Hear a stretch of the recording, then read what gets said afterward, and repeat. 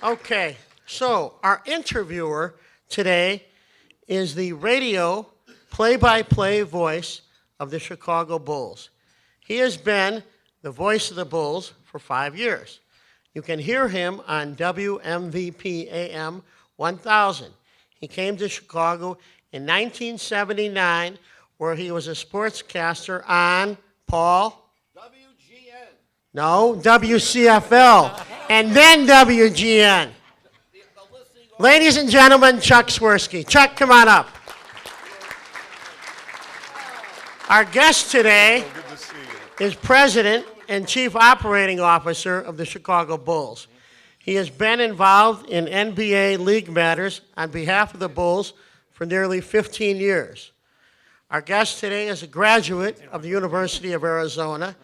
He and his wife, Nancy, who is right here, who's also a graduate of Roosevelt, Paul, Charlie. They live in Glencoe. Now, we want to say this so they can watch it tonight. With their 3 beautiful children, Jenny, Joey, and Harry. Ladies and gentlemen, Michael Reinsdorf. Michael?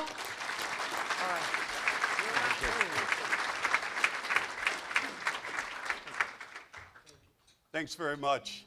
On behalf of the Chicago Bulls, it's a unique and rare opportunity to represent our organization. You're in for a treat today as we blend the business side of basketball with the X's and O's of basketball, as well as you hear from our president and COO, Michael Reinsdorf. But if there is a seamless thread that connects every department with the Chicago Bulls organization, and that is of the heart and giving back to Chicago. Yesterday, we had an incredible opportunity. There were 80 of us, 80 employees from every department representing our organization. And we were able to go to the Pacific Garden Missions on South Canal. And we're talking about the service in the kitchen, cleaning, serving, everything. And we were able to feed over 800 men, women, and families for a season of giving celebration. And it was a celebration. And that's what our organization is all about. And I also want to, before we get into Michael, also say thank you to the men and women here for serving our country. Some of you were able to sacrifice for our country, serving our country. Maybe you have family members as well. And with Veterans Day tomorrow, we thank you very, very much. The Bulls organization has 3 events this week honoring the men and women of the United States serving our country. So thank you very much. We appreciate it.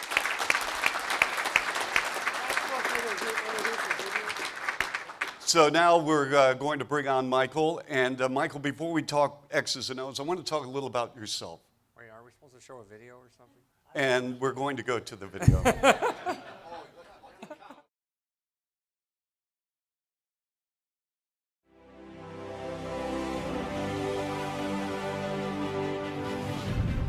This journey hasn't been easy. And it's not over. We've been tested. We face adversity. But like our city, we are resilient. This is a new year. A new team. This is a new era. Our time is now. This This is Chicago basketball.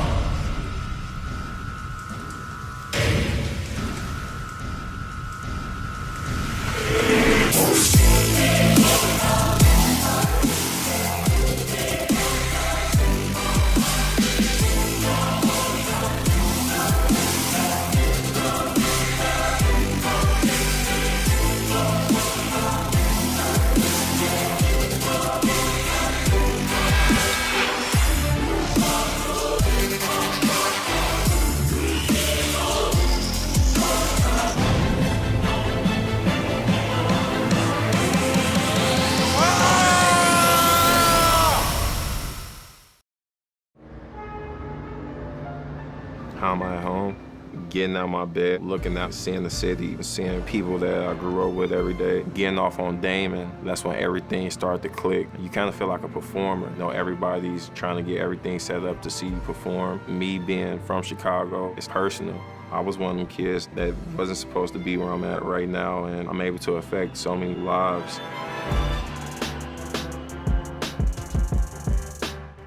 Thank you guys for the support in the first part of the season. Let's get ready for a good second part of the season. I appreciate you guys. Congratulations on being All-Star. It's great to have you. Feels great to get love. Be cordial this weekend, man. I always say we bumped heads, but I always say tremendous respect for you on the court. Nah, we can leave it at that, though, right? Do you have PS4s? No, sorry to break your heart, man. All right, thank you, Kenny. I appreciate it. All right. Kenny, you broke my heart, Kenny. Six Xbox Ones. That's awesome. But it's Merry Christmas. We're gonna make somebody day. No, nobody. I'm nobody. I think you're somebody. You gave them to me? I think I got it. You got it? Mission accomplished.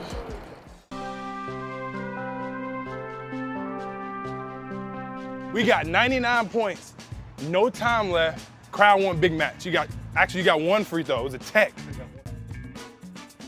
It's nothing. I get hole-in-ones because that's what I'm paid to do. Wow. With the 11th pick in the 2014 NBA Draft, the Denver Nuggets select Doug McDermott from Creighton University. He has no clue right now. Hello. Welcome to my Las Vegas hotel room. It's a little messy in here right now. We got the bathroom. Nothing special, just toothpaste. Use that for an ice bath occasionally. Looks like we got some dirty clothes on the dressers. The living room area, not a lot going on. Got some new clothes the other day. Trying to step my fashion game up a little bit. Looks like the bed is a little messy. Pillows on the floor. There's like 800 pillows they give us here, so I only need like 3 when I sleep. Looks like I got the first stat sheet from our first game, so I'll probably keep this forever. First NBA game, I guess it's Summer League game. Being a part of the Chicago Bulls, every one of us is so lucky to get to be a part of this team. I think it's our responsibility to go back into the community and make sure that we are giving back as much support as our fans give us. Getting to see people come together for a greater cause and fulfilling a responsibility that we really do have to the city and to our fans is insurmountable. I'm Nancy Reinsdorf, and we are Chicago Bulls Charities.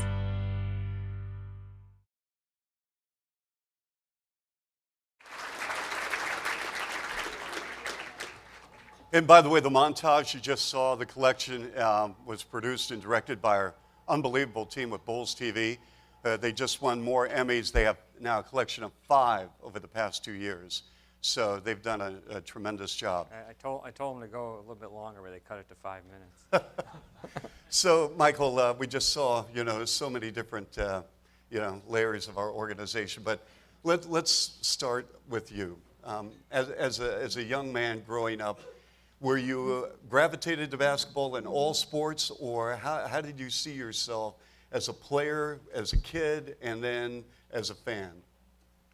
Well, when I was a kid, we didn't have a lot of options. We didn't have computers, we didn't have cell phones, so all we had was sports. So when I was growing up, I was a diehard sports fan. I loved everything about it. I was a huge Bulls fan, huge White Sox fan long before my dad's group bought the White Sox in 1981. Loved the Bears, loved DePaul. About the only team I don't think I really watched a lot of was the Blackhawks. And no offense, Bruce, but your grandfather didn't have the games on TV, so so it's kind of hard to watch them. But I am a huge Blackhawks fan now. Times have changed. So Michael, give me some players. Give me a little history as far as, who were your favorite players growing up as a kid? Well, in basketball, I was a huge Norm Van Leer fan. Norm is not with us any longer, but I was a huge, great defensive player. Loved Wilbur Howland, who played back in the 70s, Yep. Artis Gilmore. I was a big Reggie Theus fan when he was scoring a lot of points for us, not so much when he wasn't. But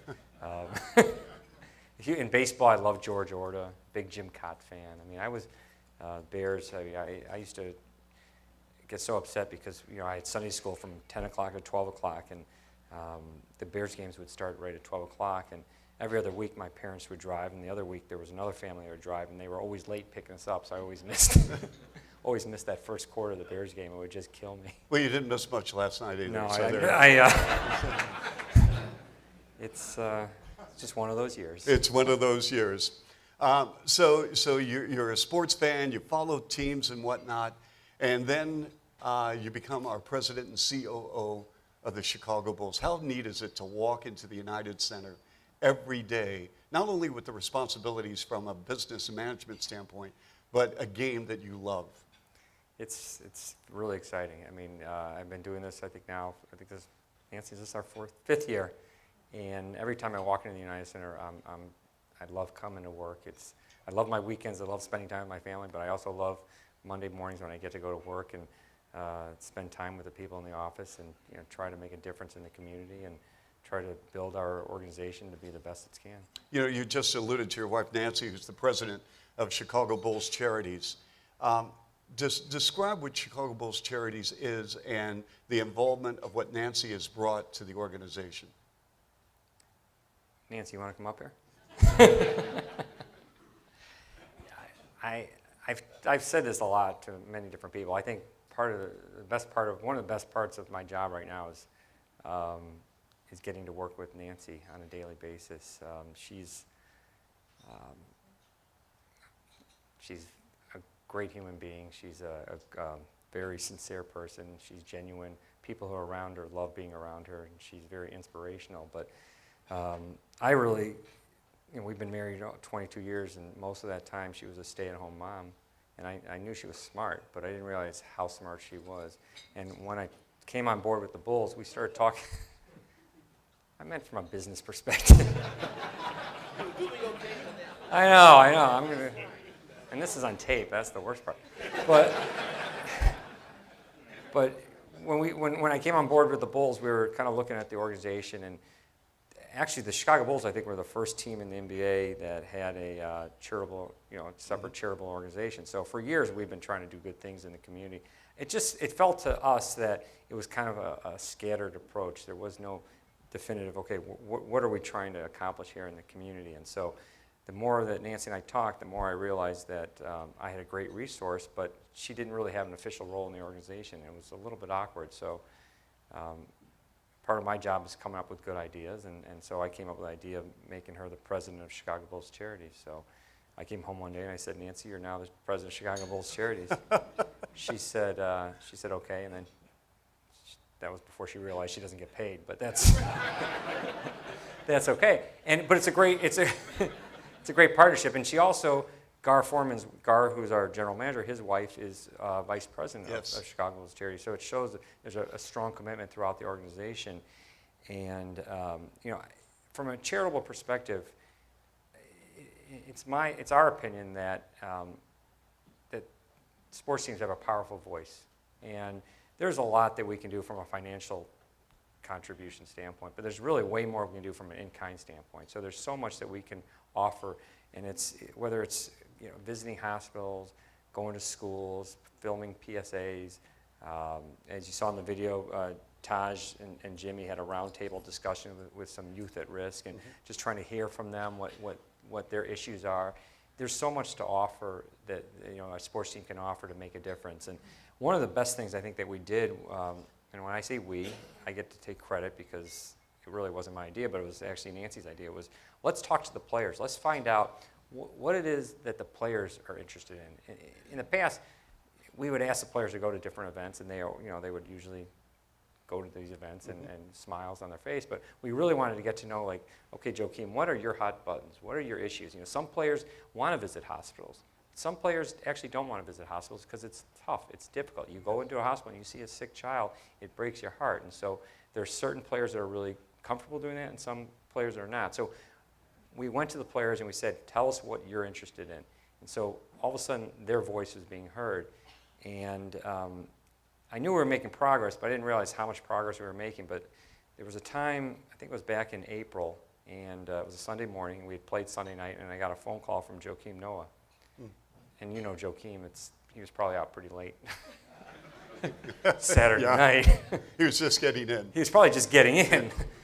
And it was like 9 in the morning. I'm like, why is Joakim Noah calling me at 9 in the morning? But I pick up the phone, and he's just all excited. He's talking about this event he wants to have in the summer, and he said, I want to put on a peace tournament, and I want to get these kids in here from the south side. I want them to play against kids on the west side, and I'm going to bring in celebrity coaches, and then I'm going to talk to these players. I'm going to let their voices be heard.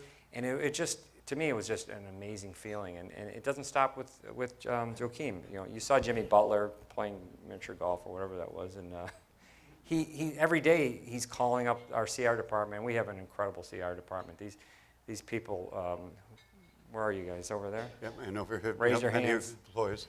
Can you stand up, by the way, our Bulls employees? Our Bulls employees, thank you. If you can stand up, Scott, Susan. No, not Scott. He's not. No, but I mean. No, but this CR team. CR team. They are passionate, driven.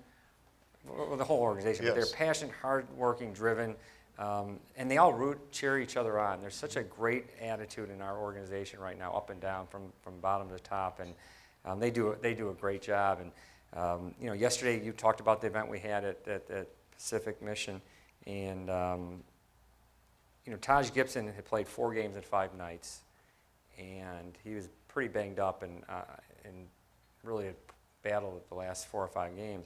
And so he was getting treatment, and so we told him just to sit this one out. And because we had other players, we had 3 other players there, and who comes rolling in at 5 minutes to 4, and he's like, stop, don't go on, because he wanted to go and talk to everyone. Yes. And he gets up there and he gives a great speech, and he comes back, and I said, Taj, you didn't have to. You could have stayed back. And he goes, Mike, I've been doing this for 6 years. Do you think I'm going to miss this? So that's the type of players that we have in this organization, and it's really meaningful. At the end of the day, I certainly can't control the wins and losses that we have on the court, but we can definitely make sure that we are great partners in the community, and that's what we're always going to be about. Absolutely, and leaving an indelible mark in the community is a priority, to say the least. You talked about tapping into the resources of Nancy. Let's talk about Jerry, your father, for a moment, and tapping into the resources of the chairman, and talk about that relationship for a moment. That's a great relationship. He's in Arizona, I'm here.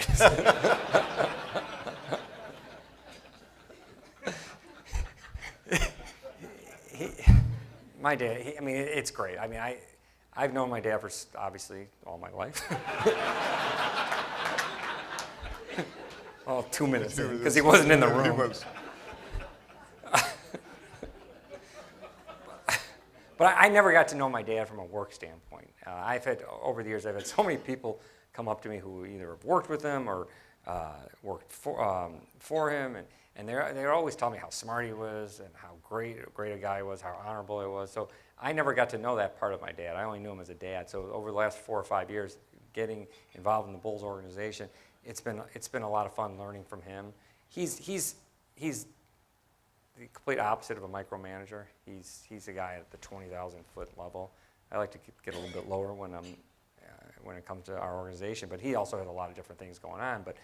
But I would go early on. I would go to him all the time and ask him for help and ask him questions and ask him his opinion. I'd go to him looking for him to make some decisions, and he constantly would just push back at me and just say, "Look, you got to do whatever you think is right." And in the beginning, it was hard, and so now I ask him less questions, and I make more decisions without him asking. And I think he gets a kick out of it when people want to complain to him about something. Let's say we went to digital ticketing this year, and someone came up to him and asked him why we went to digital ticketing. He said, "I don't know, ask Mike." So. Well, let's talk about your management style and philosophy for a moment. How would you define that? I don't know whether it's a style or a strategy. My strategy is to make sure that everyone in our organization is, that we surround ourselves with, hardworking, driven, passionate people. So that's really important to have in this organization. And I think working for the Chicago Bulls is a special opportunity. There's so many people that want to work for the Chicago Bulls. So the people that actually are in our organization, they are the best of the best, and that's it's a luxury to have. I'm a big believer in autonomy. I think that it's incredibly important whether you're a vice president, director, manager, coordinator, that you have a certain amount of autonomy to make decisions, to kind of think outside the box and realize that it's okay, you know, if you try something, it doesn't work, if we make a mistake, it's not the end of the world. And so I think that we have a really good group of guys and men and women who like to work together and collaborate, and that's really important to me. Absolutely. So the team picked by many to vie for the Eastern Conference Finals. There's a lot of good competition, certainly in the East, as there is throughout the landscape of the National Basketball Association.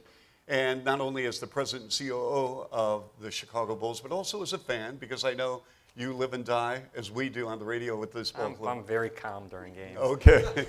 Yeah. My kids won't even watch games with me because I'm such a lunatic. Really? Is that true? It is true. What are the expectations, realistic expectations for this team?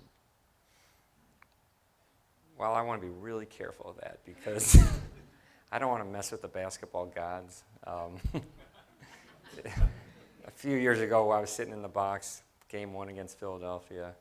We're up by 20 points, and I allowed myself to think, okay, 1 game down. What do we have to win, 15? Yes. 1 game down, 14 to go. And I really actually said to myself, we have a chance to win this championship. And literally 30 seconds later, Derek blows out his ACL. So I don't want to mess with the gods too much. I do believe that if we stay healthy, and that's always a big if in all sports, I think if we stay healthy, that we absolutely have an opportunity to compete for a championship. Well, the fans here, obviously, who follow the Bulls know about our core group players, but I wanted to pick your brain about some of the newcomers. Number 1, Powell Gasol. You helped recruit Powell Gasol. You were on that trip along with Joakim Noah and whatnot. What stood out? What did you take away from your first? Well, I actually wasn't on that trip. But Joakim did go, and that shows you the type of kid Joakim is. He took time out of his summer break to go and recruit Powell Gasol, and for Powell, it was about being in the right environment. He wanted to be on a team that had a chance to win. He wanted to be in a great city, which obviously Chicago is a great city. He took less money to come play for the Bulls. I mean, that kind of says it all. I get a big kick out of him. I like his mannerisms on the court. A couple weeks ago, we had a season ticket holder event on the floor. Not on the floor, but a season ticket holder event where our season ticket holders could come and get autographs. And he asked one of our CR people if he could leave 15 minutes early because he had tickets to the opera. And we believe that is the first time in the history of the NBA that a player had tickets to the opera. That's a true story. It is absolutely a true story. All right, so we have another international player, Niko Mirotic. And we've heard a lot about Niko over the past couple of years since he's been drafted and playing in Europe. What's your impression of Niko?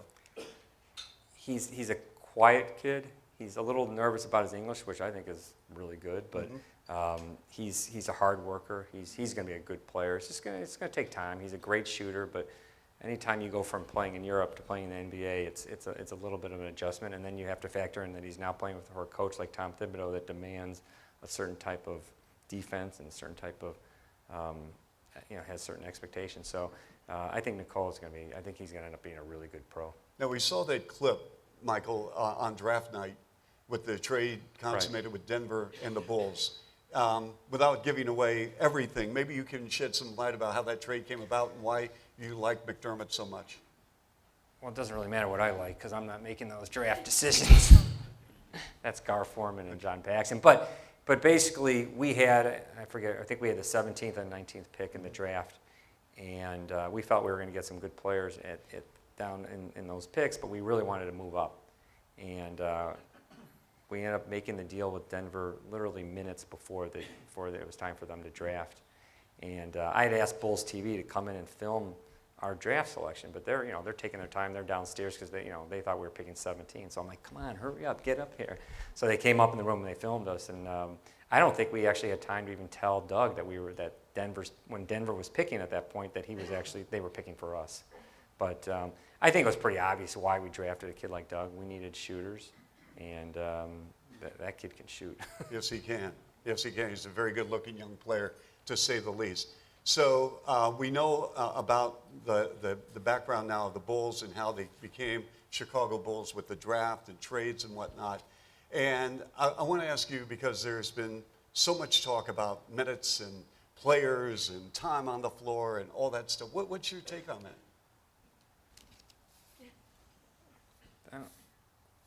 These are supposed to be softball questions.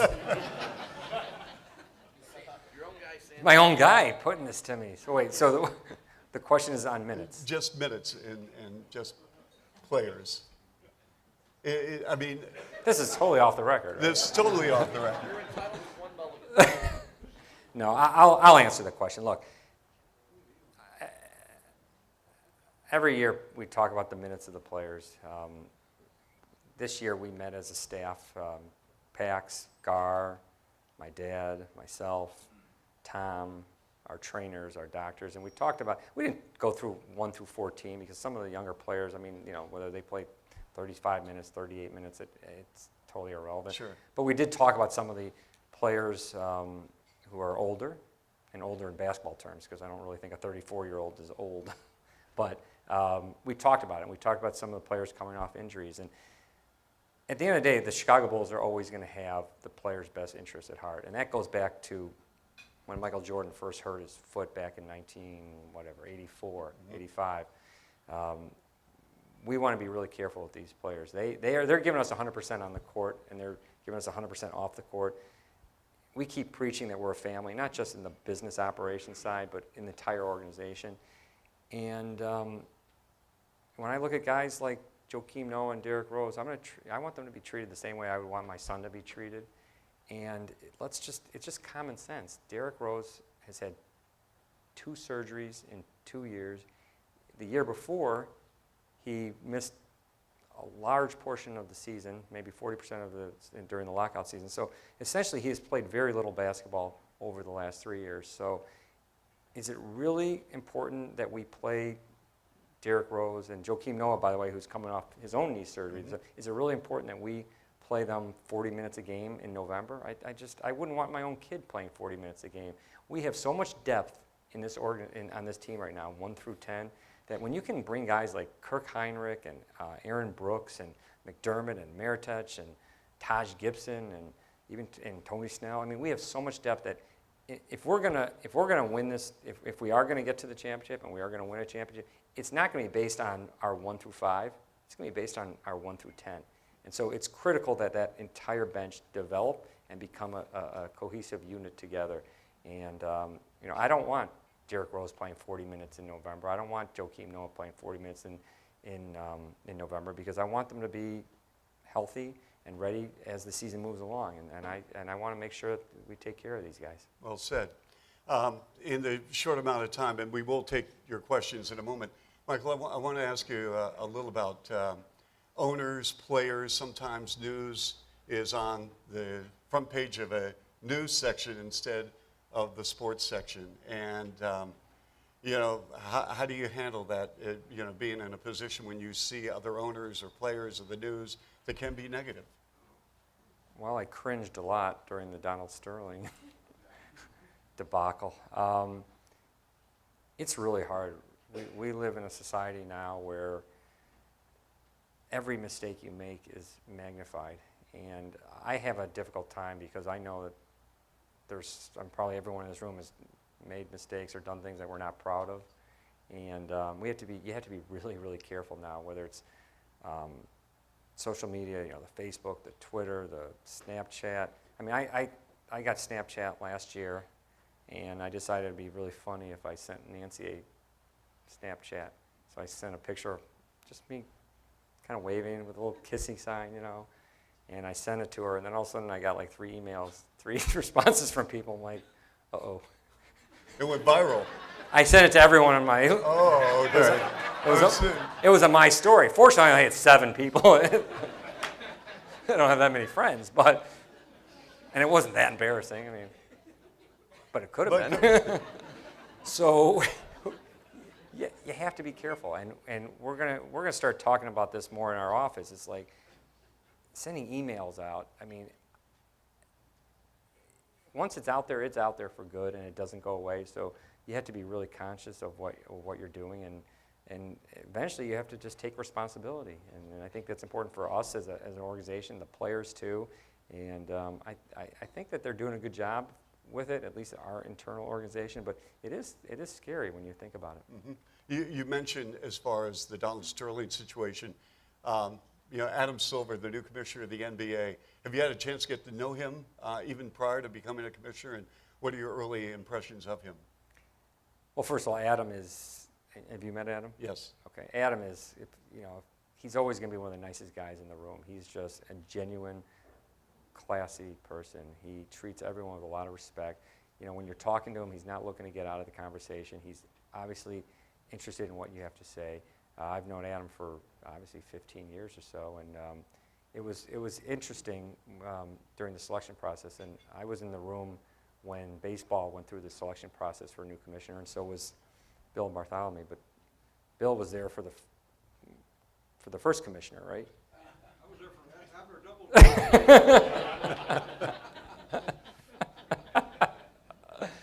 But baseball, it was an interesting process, and most people have read about it. And as opposed to basketball, when David announced that he was retiring to the owners, and he kind of walked out of the room, I think we spent 5 minutes during the process, and we voted on Adam right then and there. So it was almost a no-brainer. This guy had been trained; he'd worked his way up through the NBA. We knew that he was ready for the job, and it was a no-brainer. I think he's done a great job. I mean, he's following one of the greatest commissioners in sports. David Stern grew the game of basketball to just levels that none of us ever dreamed about, and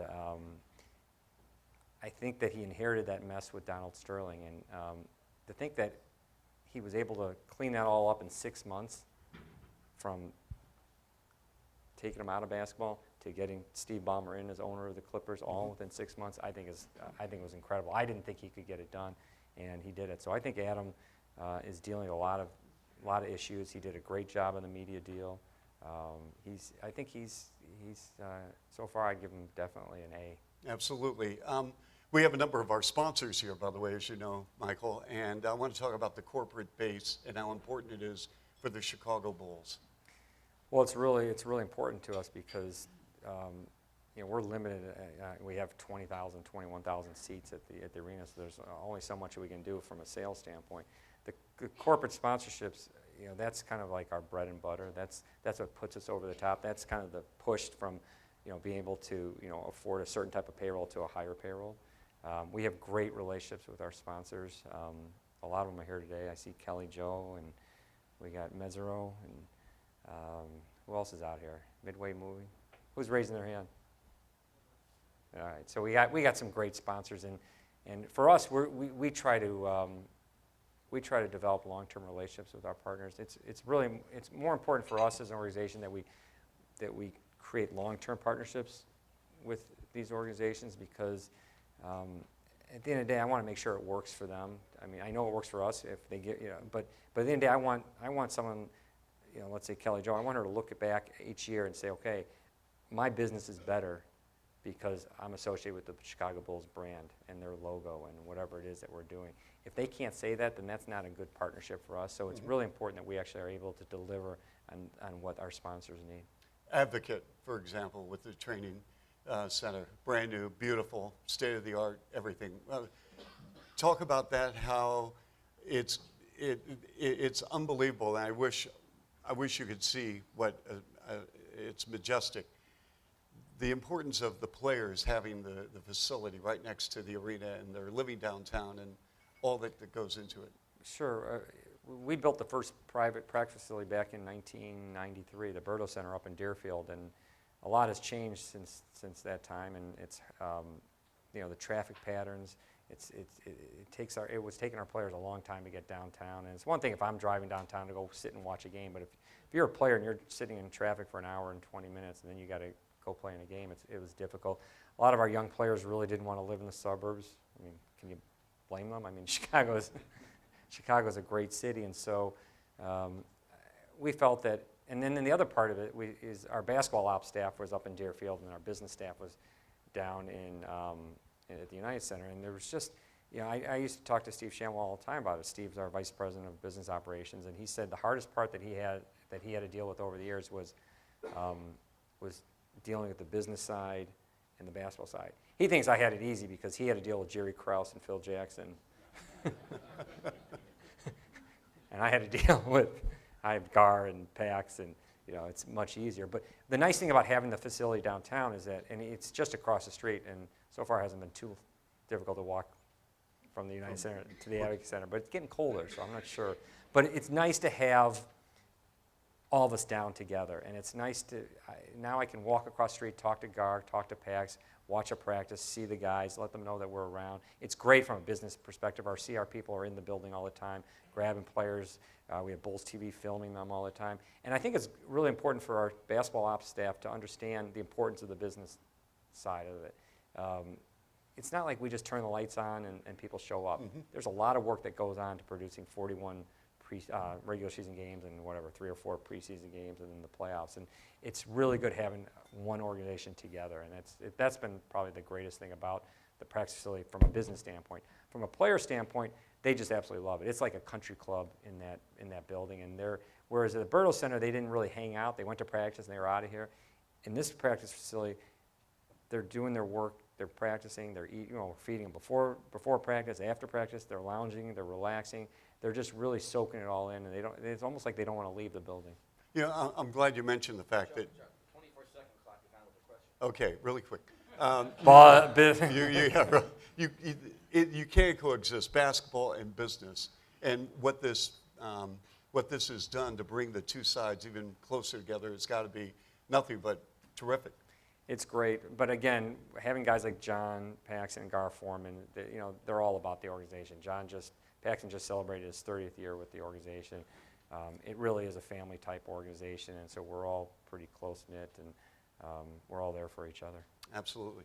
Do we have time for a quick question? Here, right here. No, I think we got a few of these here. You can handle it, Chuck. Let's see. This is from Charlie, and he wants to know, do injured players' salaries count against the salary cap? Yes. That's the difficult thing about guaranteed salaries, because they do count. Sometimes there can be an exception, but it's very rarely. This is from Tom. What is the status of contract talks with Jimmy Butler? Tom Thibodeau?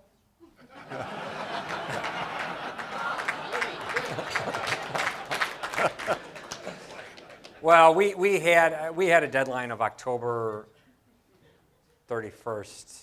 Was it October 31st to sign an extension with Jimmy? We didn't get it done, but Jimmy is one of a kind, and we hope that we're going to be able to get something done. He's a great kid, and he belongs in Chicago. Yeah, and I've always maintained, Michael, all those things take care of itself. Right now, we're worried about this season and playing basketball games. That's exactly right. Period. Okay, thank you. All right, this is Nick. What is your opinion on a potential draft lottery reform? We actually had a vote of we were going to change the lottery. Right now, the way the lottery set up is that if you're the worst team, you have a higher percentage of getting the first pick. And there seem to be some teams that are purposely tanking, losing games, and to try to get that first pick. So they had an idea at the NBA to modify it. I actually didn't think it was the right type of proposal, so I voted against it. But I really don't think there's a tanking problem in the NBA. I know that may be contrary to what you think or what others think, but candidly, there are certain teams, let's say Philadelphia, that they made certain trades. They traded it for a player like Andrew Bynum a few years ago, and he'd end up not playing. And they traded away draft picks. They kind of messed themselves up, so they kind of just had to start over. The Orlando Magic, they lost Dwight Howard. What do you do when you lose one of the top players in the game? Well, you kind of got to regroup. So these new owners that are coming in, they're spending a lot of money on these teams, whether it's $2 billion for the Los Angeles Clippers or $550 million for the Milwaukee Bucks. These guys don't want to come in and lose games right away. They want to win. Listen, I understand that. I don't like to use the word tanking. I may disagree with their style and method of their approach, which reminds me, something I wanted to cover today, analytics. That's a buzzword now throughout the NBA business side, basketball side. What are your views on analytics? I think the analytics has been going on for a long time. I don't know what they used to But call it. now it's really more. Now it's everyone, you go to every meeting, it's analytics, it's dashboards, it's big data is the big thing. We use it on the basketball side, so we have an analytics department. It's just a tool. It's just a tool. It's not the end all, but we look at it, and then. But at the end of the day, when you're a GAR or a PAX or some of our scouts, your eyes still tell you everything. Mm-hmm. It just helps you make certain decisions. And on a business side, it's all about. For us, it's about using the data to get to know our customer better. That's all it is. So if you do it right with all this data that's coming in, at some point we're going to be able to know, what time are you getting to the arena, where are you parking, what gate are you entering, are you buying concessions, are you buying merchandise? It's just a tool that we're going to be able to use just like any other business from a data standpoint. Great. Do we have time for a couple more or one more? Okay. This is Mark. As a Chicago business leader, do you have any advice for our Illinois political leaders? Next. Okay.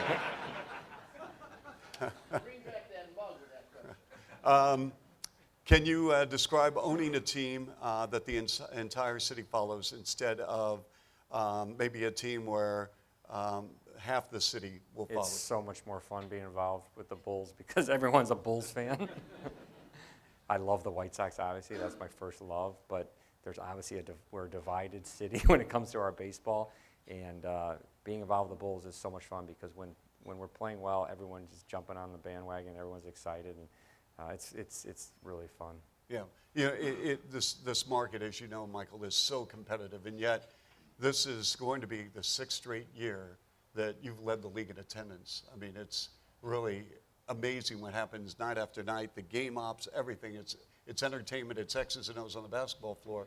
But I mean, when you walk into the United Center and see 21, 22,000 a night, I mean, that's pretty amazing. Well, it's amazing. What's amazing is that for the 6 years after Michael Jordan retired, I'm embarrassed to say this, but I think we had the worst record in the NBA, yet we were still 1 or 2 in attendance every year. So it actually tells you a little bit about the fans in Chicago. They're rabid basketball fans, and they have supported us obviously through through thick and thin. I mean, they're great fans, and we really want to hopefully make them proud of us this year. Yes, absolutely.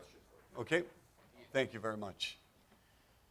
Okay, let's see. Where do you envision the Bulls? This is from Steve. Where do you envision the Bulls organization on the floor in 5 years? In 5 years, I'm just worried about this year, candidly. We want to, look, every year we want to compete. Every year we want to compete. 5 years, I know it's easy to say what's your 5-year plan, but we don't have a 5-year plan. I mean, it's too complicated. The salary cap is too complicated. We're just looking out 1, 2, 3 years ahead and kind of trying to understand where it's going. But it's so fluid. Everything changes every year. But hopefully, we never want to go back to the days of 2000, 2001. We want to always try to stay competitive. How hard was that on you, Michael, as a fan, but also someone that closely connected to see that early 2000 period? Well, it wasn't fun. It was hard. I mean, it was hard. It was embarrassing. But part of it was I just felt like, well, since we had Michael Jordan for all those years, that we kind of it was gonna circle back. I mean, you can't stay on top forever, and it was just a special time when Michael was playing. But when those first few years after he retired, it was really difficult. But fortunately, I wasn't president of the Bulls at the time, so I didn't have to go to all the games. Okay, Michael, thank you very much. Thank you. I appreciate it. Thank you.